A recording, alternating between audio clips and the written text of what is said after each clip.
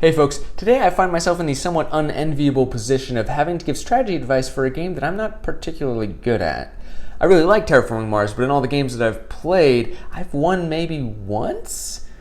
Yeah, so what business do I have giving strategy advice, right? Well, like most of my strategy videos, this is more about getting started. See, Terraforming Mars can hit you with analysis paralysis pretty hard, especially early on, so these tips are going to help you get past that and get a better sense of the shape of the game so that hopefully you can make better decisions than I do. Let's get started. Now, despite what the game recommends, I don't actually think you should play with beginner corporations, even in your first game. Yeah, it helps you avoid a choice early on, but it also sticks you with 10 cards and no direction, which I think is kind of worse. So I guess tip 1A is pick corporations, which means that 1B is choose cards that fit with the corporation that you picked. Now, do you start with steel or titanium? Well, then pick cards with the building or space tags. If you have a corporation that benefits from building greeneries, try and pick cards that will increase your plant production, or at least give you some plant resources. There's no one path to victory in this game, so just make sure that you can choose the clearest path available to you. This is a pretty basic tenet of engine builder games. At the beginning of the game, you want to build your engine, but eventually you're going to need to switch over from playing cards that help you earn resources to playing cards that help you earn points. And this moment is not always easy to recognize, as it depends heavily on how quickly the other players are playing. If everyone's rushing the global parameters, the game's going to end a little bit quicker than if everyone is quietly just building up their own engine. Now, it's going to take a few games for you to really get a feel for this moment, so just be aware that at some point during the game, you will have to shift your priorities.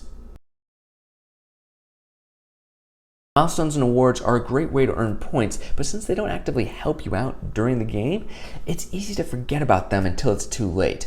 So in the first or second round, I usually choose one milestone to aim for, and then I try and earn it pretty quickly.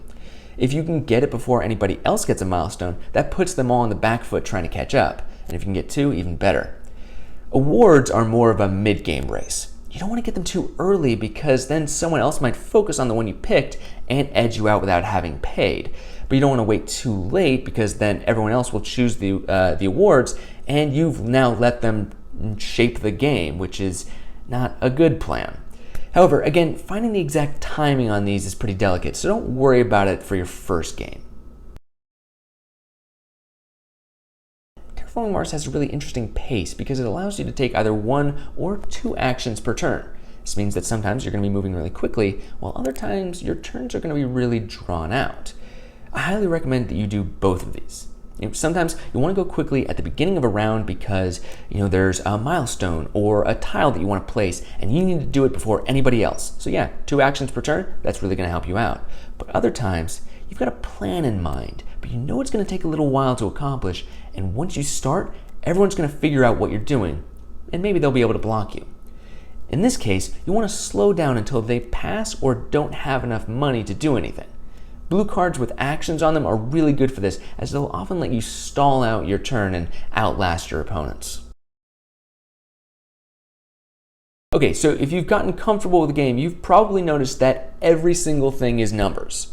And as such, you can assign every action a specific value. Now, I'm not smart enough to hold all of these numbers in my head, nor do I really like taking the time to calculate every cost-benefit analysis of every action I could take. But there are a few things that you can kind of intuit. For example, the earlier you increase production or play a card that generates animals or microbes or something like that, the more value you're going to get out of it because of the more turns you will have that production. So yeah, you can specifically figure out the exact value of that card or very close with an estimate on how many rounds you're going to play. But you don't have to do that because knowing that general rule of play production earlier is going to help you out regardless. And there are tons of little realizations like that you can find out when you start looking at this game like it's a math problem. But like one of those math problems where you don't have to get the exact answer right, you just have to get kind of close. Of course, if you do want to get the exact answer, there's a link in the description of a BGG article that I think you're going to find very useful. And those are my top 5 tips for terraforming Mars. I know they're a little surface level, especially for more experienced players, but sometimes that's just what people need. If you've got some strategy advice, feel free to leave it in the comments below. I'd love to read about it so that I can finally win another game. Bye!